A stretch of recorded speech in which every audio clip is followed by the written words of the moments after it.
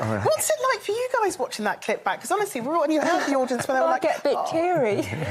Oh, when you think back to that time, did you just miss him like crazy? Yes, yeah. Yeah. Seemed a long 3 weeks, didn't it? Yeah, I think what made it worse was that just before I went in the show, Sandra had sepsis and was really ill, you know, so I wasn't going to go. I was, you know, I said, look, I'm not going to go and do this. I'm a celebrity. And then she improved, but I said, look, any problems, I'm out of there straight away. Ring me or get me out of there. I don't, you know, want to mess about. I'm straight. Yeah. Anyway, when they called me down to the Bush Telegraph, or whatever they call it, he said, we want you out. You've got to leave the camp immediately. I said, why? What's happened? Why? He said, well, I can't tell you. There's a producer waiting for you. You've got to go out. I said, can I go and get my clothes? No, you've got to leave now. And when I thought there was something wrong, you know, so when I saw Sandra, it made it like 10 times worse, you know. Bless you. I thought there was a problem. What was amazing is you sort of learnt so much about your relationship, the two of you, from that one singular moment where I think the entire country realised just what a wonderful love story you both have. And then for you to have written it in this book, so how it works is there are particular stories that are written from both of your perspectives, and it's an incredible way to tell your story. Why did you decide to finally put pen to paper?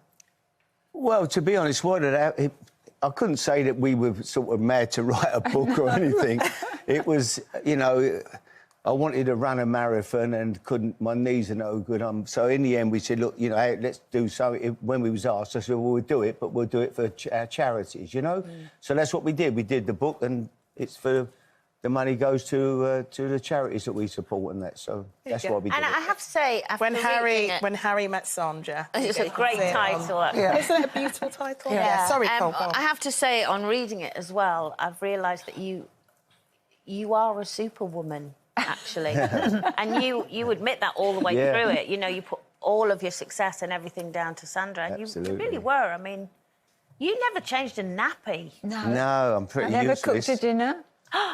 I'm pretty useless. Well, no wonder you haven't let her go for 50 years. Harry, is there any chance at all, at your right age, that you might learn a few skills? I'm so useless, honestly. It's never too late to learn, though, I can is make it? a mess of anything. It's just scary how bad I am. Well, how can a nappy full of poo be that scary? Well, that it would can make be. it... I mean, I'd end up with it all over the baby's head or something. I mean, anything could happen. Honestly, you ain't seen me. I mean, Sandra, she watches me... Mr. Pastry, and I just look had to round, look. Mr. Pastry, which was a long time ago, but he made a mess of everything. And But you actually ran over I did. I think that's the worst example of your... One of my worst ever day, yeah. And what was that moment like when you realised what had happened? Oh, well, what happened, Sandra got out the car and she was going to the shop, so I pulled into a one-way street and parked up, and then she walked round the back of my car and I thought she'd crossed the road, and I thought, oh, I'm taking 2 parking spaces here, I better pull forward. So what I didn't know, Sandra went across, couldn't get across, and backed up against my back door. Oh, no. And as I pulled away, I went... And I heard a scream and she fell in the road. Banging on the top of the roof. And a bus stopped about 5 yards away from her. To be honest, it was that close. You know, it was scary. And then when I'm looking at her ankle, people say to me, don't look, you know, I'm in bits. Oh, it was a nightmare. And she still didn't blame me. She still didn't ruck me, no. I felt worse for him than I did myself. So take us back to when you first met in 1968 at the Two Pudding Club. Yeah. What was it like when you first saw each other? Come on! I don't know. I'm still sort of trying to find out. No, what... Did you think he had potential? No, not really. Not really, no. I don't think she did, no. But, no, I just went with a mate of mine who was a young footballer at West Ham, you know, and we decided there used to be a dance above the Two Puddings in Stratford. It was like a disco, you know, where they played all the music. And so I went along with my mate, and there was 2 girls, you know, and we saw Sandra and her friend, and we bucked up the courage to have a dance. I think Sandra probably got the worst. My mate was better looking than me. She ended up getting lumbered with me. But we went over and had... Yeah, and that was it, really. And we've been together ever since 17 we were, and that was it. Yeah. But it's not all been plain sailing, has it, all those years? I mean, you had that terrible moment I was reading when you went to America and actually you were scammed over there of everything, really. Yeah. Tell us a bit about that. Yeah, we went to America. I went out and played at Seattle, and then I got an offer to go to Phoenix, Arizona, and take over as the coach there. and it was crazy money, fantastic 5-year contract. Everything was, and I signed about 6 players from England. We all go over together. And then the owner of the club, the guy who was in charge, Len Lester, his name was, I'll never forget him.